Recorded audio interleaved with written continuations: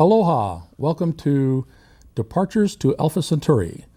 This series is sponsored by the United Galactic Federation of Planets, and this is program 4.7, the seventh in our series of live programs about Departures to Alpha Centauri.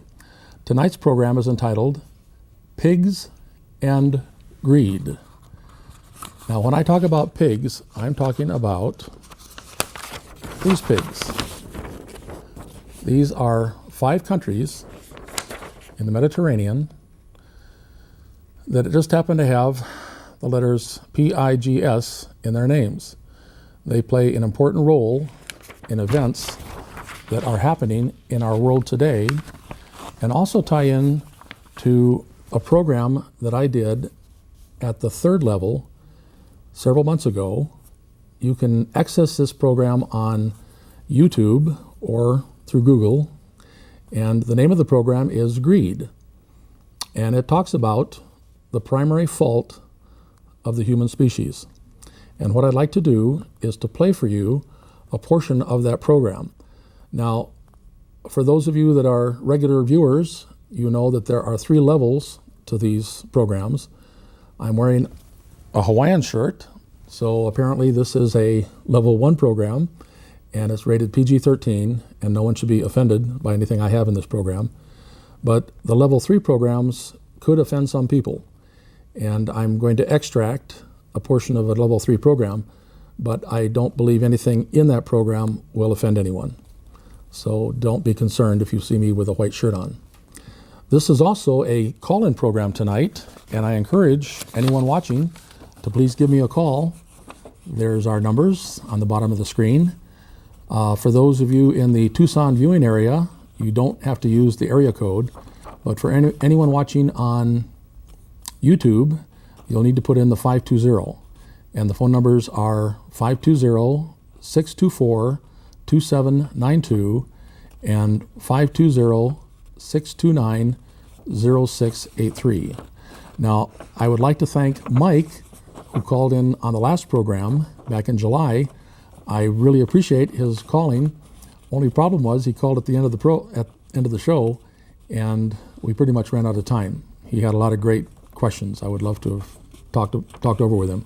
So Mike, if you're listening again tonight, please call in. Otherwise, anybody else who's listening, please give me a call. I'm going to watch my phone bank over here, and if I see a light, I will go directly to you. So let's get on with our show tonight about pigs and greed. Very strange combination. As I mentioned, the level 3 program can be found on YouTube. It's actually program 3.1 on YouTube. It's listed under UGFP. And the other way to find it is just to go on Google and put in the words greed, UGFP, and then it'll come up. So let's go to that program at this point.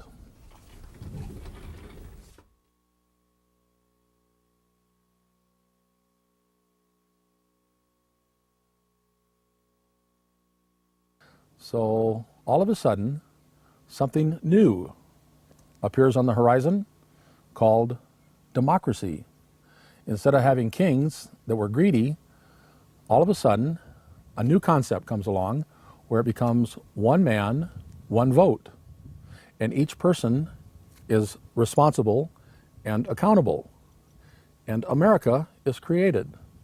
And then all the other countries of the world become democracies. It was good for about 140 years, until the beginning of the last century, in the 1910s and 1920s.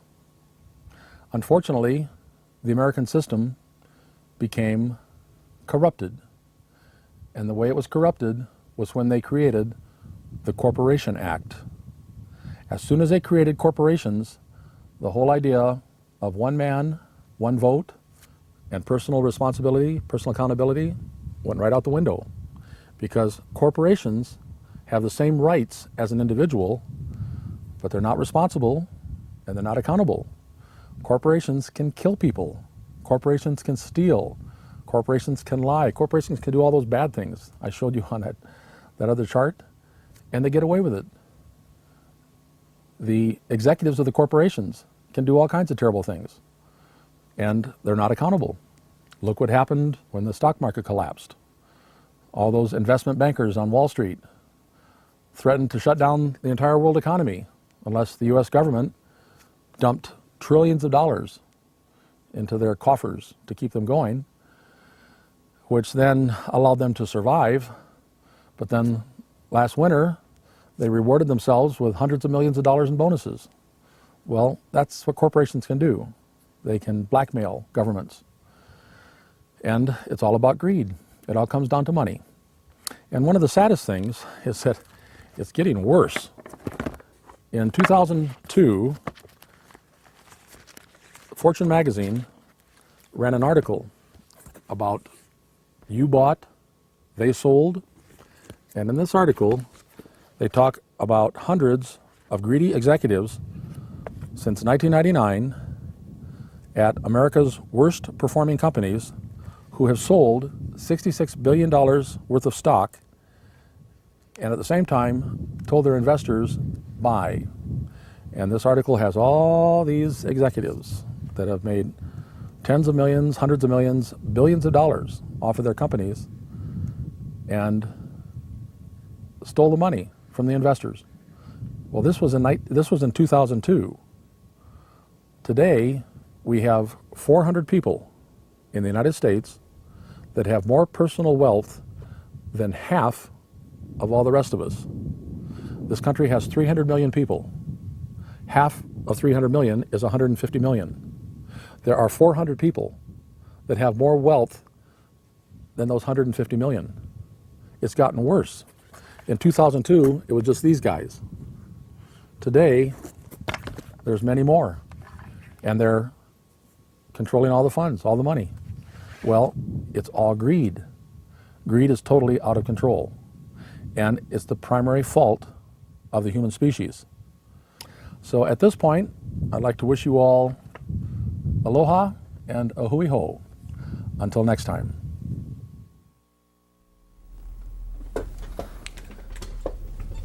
That's the excerpt from program 3.1 about greed. And I'd like to continue now. I hear a loud okay, our volume I think is okay now. I'd like to remind you all once more to please call in. Those phone numbers are at the bottom of your screen. And if you would like to see the rest of that program, you can view it on YouTube, or you can go to Google and just put in the words greed and UGFP, and it will pop right up. But we now have a situation in our country and in the world where things may be about to collapse again. And the sad part is, history likes to repeat itself. We don't seem to learn. We had a stock market crash in 1929, which brought on the Great Recession.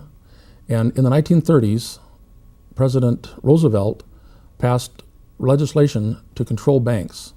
It was very strict legislation, and it didn't allow the banks to do the crazy things they're doing today. Well, unfortunately, in the 1990s, that regulation was weakened, and banks started to get out of control. There was something that they started doing that was horrendous. It was called credit default swaps. These were processes in which banks could bundle mortgages and sell them as an investment instrument. Before the regulation was removed, banks always had to have a certain amount of reserve. They had to have money on hand, cash on hand, to back up their mortgages. Well, when the regulations were weakened, they could then come up with these instruments that didn't have any kind of backing behind them. They call them credit default swaps.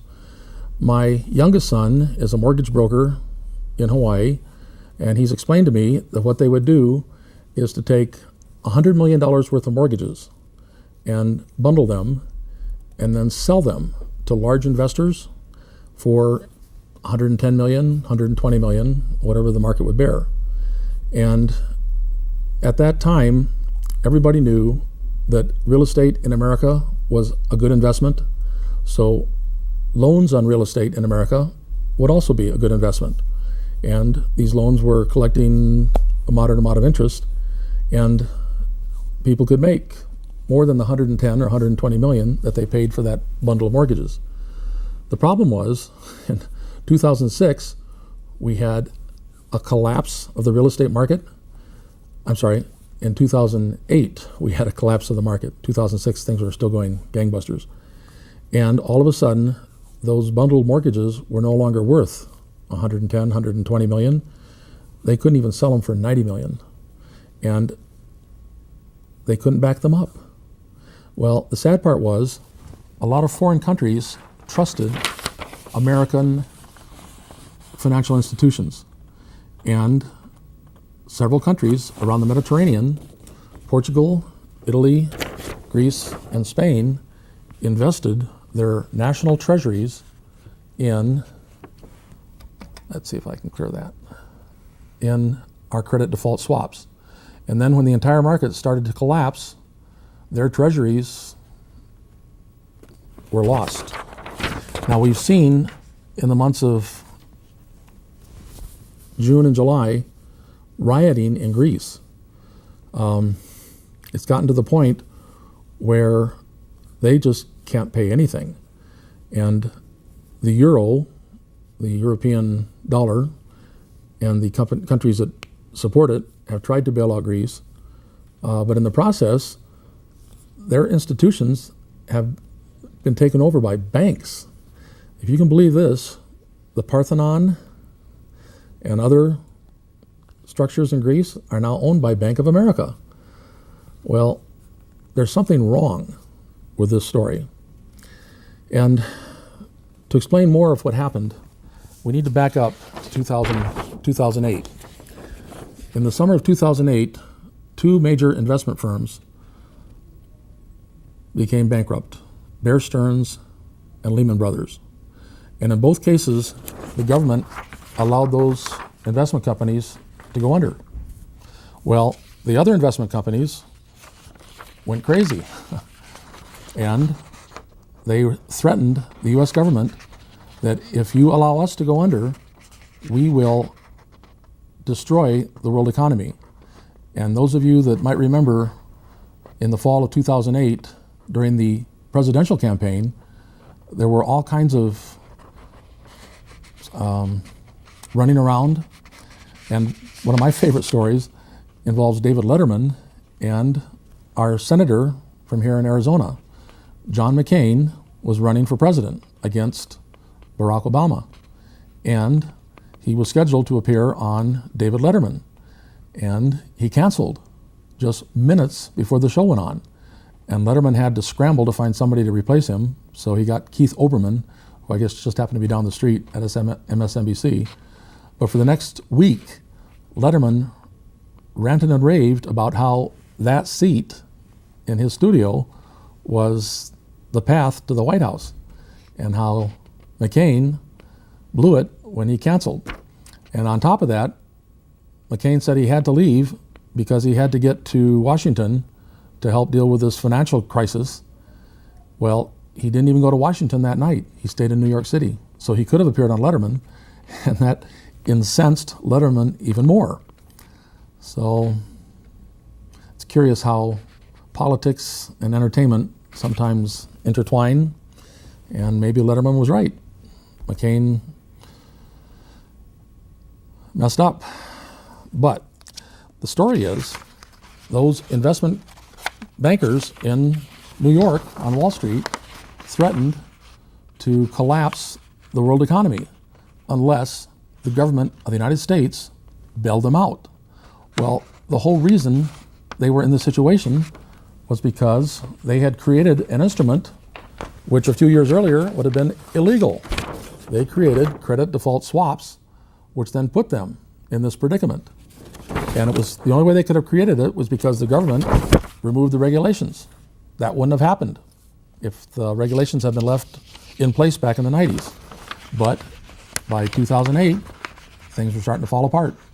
So these bankers twisted the arms of the politicians and got the U.S. government to give them $2 trillion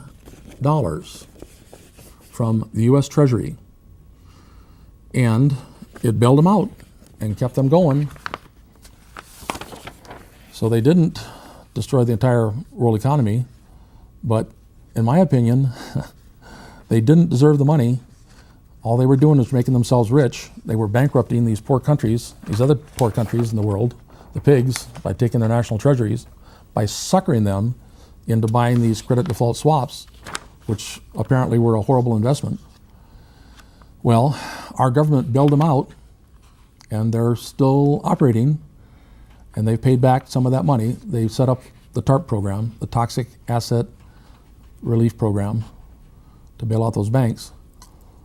But to show their gratitude, last Christmas, those very bankers gave themselves bonuses of $100 million per person. Now here, they nearly went bankrupt, and if it hadn't been for the Treasury of the United States, for the taxpayers' money, the people's money, bailing them out, they would have been out on the street. They'd be homeless like all these other people that have lost jobs. But instead, the U.S. government saved them, and then they reward themselves last Christmas with a $100 million bonus, each one. Well, is that greed? Are we talking about greed out of control in this world? In that excerpt from the Level 3 program, I showed an article from Fortune magazine back in 2002 talking about hundreds of greedy CEOs in companies that were telling people to invest in my company, and then they immediately pulled the money out and ran. And they drew out $60 billion in 2002. Well, in the 9 years since 2002, it's gotten worse. These greedy guys on Wall Street are stealing hundreds of millions, probably hundreds of billions of dollars, trillions of our dollars, in order to make themselves rich. And in the process, they are causing these poor countries, these other countries around the world, to go bankrupt. And it was all about greed. Well, there's this thing about history repeating itself. Back 250 years ago, we had some very greedy monarchs. In that Level 3 program, I talk about one of the most famous. Her name was Marie Antoinette. And as the people of Paris were starving to death, she was saying, let them eat cake. Well, yeah, she lives in this enormous palace in all this opulence, and she gets to eat cake every day. And she says, let those poor people eat cake. That was being not only sarcastic, that was adding insult to injury. Well, we have bankers, we have Americans, we have 400 Americans that control more than half the wealth of the other half of us. There's 300 million people in the United States. These 400 people have more wealth than half of the other 300 million. There's 150 million out of the 300 million that have less wealth than these 400 guys. They should be called Marie Antoinette, except we are in a special time in the history of this world. We have to leave this planet. The name of this program, Departures to Alpha Centauri, talks about evacuating 7 billion people from planet Earth. And the timing couldn't be more perfect.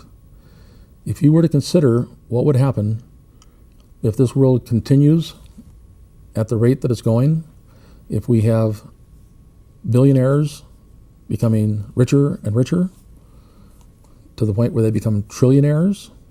I remember when there was no such thing as a billionaire. Well, the day's coming when we're going to probably have trillionaires. and it's making the rich richer and the poor getting poorer. And there's no alternative. Back 200, 250 years ago, the alternative to monarchs, to greedy monarchs, was democracy. Well, we've run this experiment with democracy for these 250 years, and it's failing because corporations were created, which are essentially evil.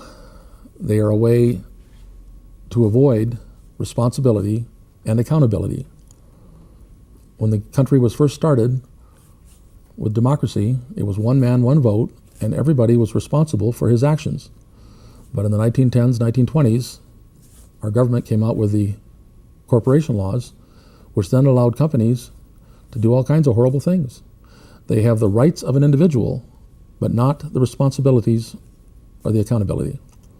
And one of my favorite examples involves movies from the 1930s, the old black and whites.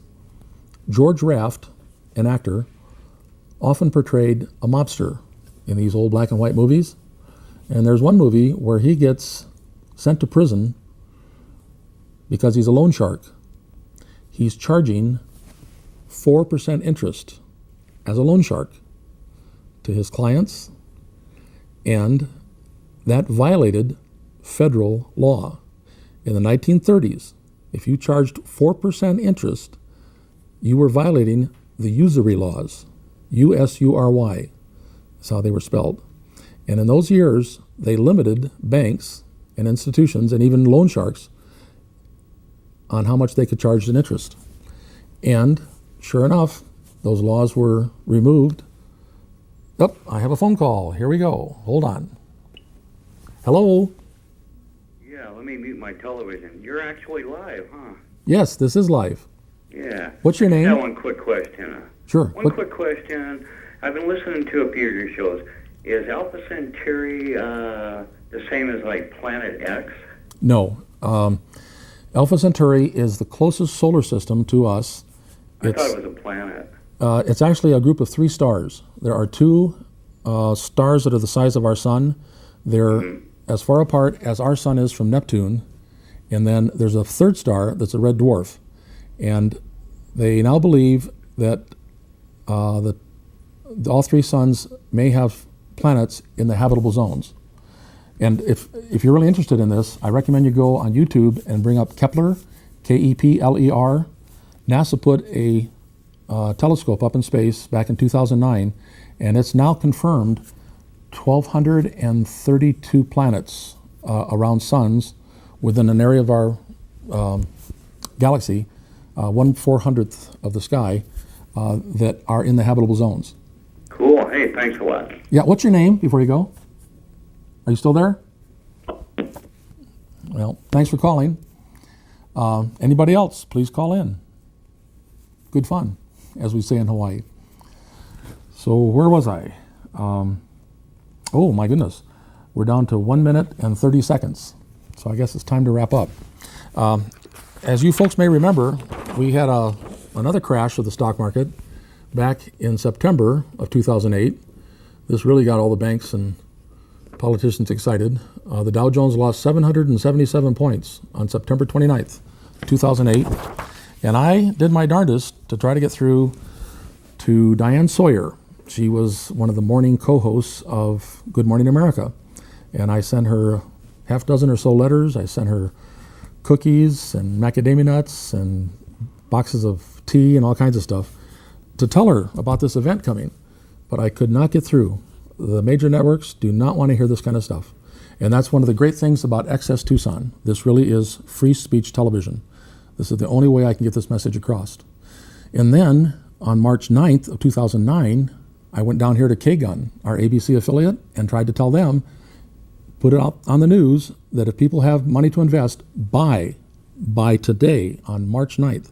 And sure enough, on March 10th, the market went up 369 points. And from then on, it's continued to go up until this week. This week, it lost, I believe, 650 points. So we're now down to 10 seconds. I appreciate you folks tuning in, and I look forward to phone calls the next program, which will be on August 26th. Aloha we hope.